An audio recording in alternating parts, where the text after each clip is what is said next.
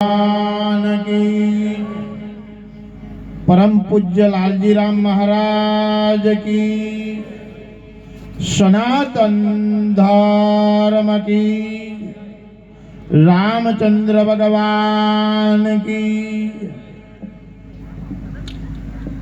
गुरुर् ब्रह्मा गुरुर्विष्णु गुरुर्देवो महेश्वरम् गुरुर्साक्षात् परं ब्रह्म तस्मै श्री गुरुदेव नमः।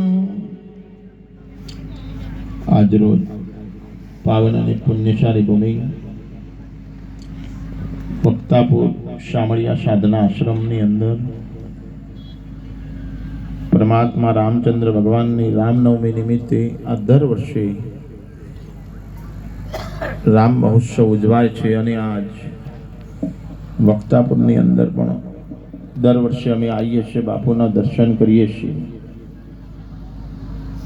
रामचंद्र भगवाननो जन्म उत्सव उजवाय अने परम पूज्य लालजी महाराजनी अंदर पण रामचंद्र भगवान ज निहाळीए એવું જોરથી શામળિયા ભગવાનની જય બોલીએ। બોલો શામળિયા ભગવાન की।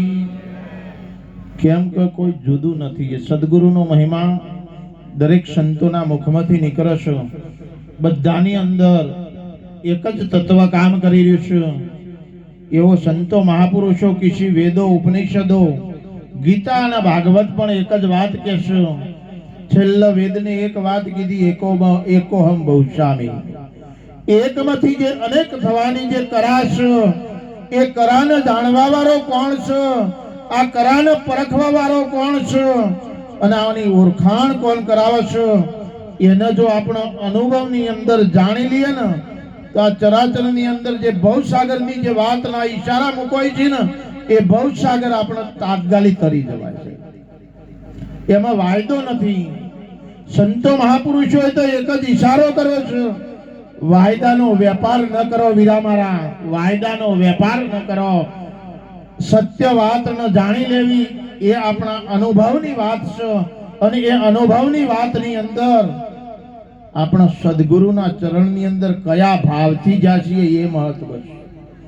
વચન રે વિવેકી જય નર ને નારી પાનબાઈ જને બ્રહ્માદિક લાગુ પાય। જો હુંદી આપણા વચનનો મહિમાનો નથી જાણ્યો ત્યાં સુધી ઈશ્વરની અનુભૂતિ કેવી રીતે થાય વસ્તુસ્થિતિની ખબર નથી। વસ્તુસ્થિતિની ખબર પડવા માટે સંતો મહાપુરુષોએ ઉપદેશ આપ્યો, કંઠીબોધી મંત્ર આપ્યો। દરેક મહાપુરુષોએ સત્સંગ યોગ દ્વારા, જ્ઞાન દ્વારા, ભક્તિ દ્વારા, પણ જો સુધી હુજ ના આવે ને ત્યાં સુધી અનુભવ ના થાય। જેમ કોઈ ઘા વાગ્યો હોય ને અને ઘા डॉक्टर खाली निमित्त बने छे, दवा चोपड़े छे, गोળી आपे छे, रूज अने हुज मोयथी आवे छे। जो हुंदी रूज मोयथी आवे ने हुज मोयथी आवे अने हुज मोयथी आई जाय ने એટલે તાત્કાલિક એનો અનુભવ થઈ જાય। અને એ અનુભવની વાત દરેક સંતો મહાપુરુષોએ એક જ ઈશારા ઉપર કરી છે। પણ આપણો જો સુધી જ્ઞાનની ગાથાની અંદર, જ્ઞાનની ભક્તિના યોગની અંદર, આ મંડપની અંદર આપણે બેઠા છીએ ત્યાં સુધી પાછું વાયરસ હવે આશાબેન એક સરસ ઈશારો કર્યો કે આપણે જો સુધી અહીંયા બેઠા છીએ ત્યાં સુધી પછી હતા ત્યો ના ત્યો બરાબર।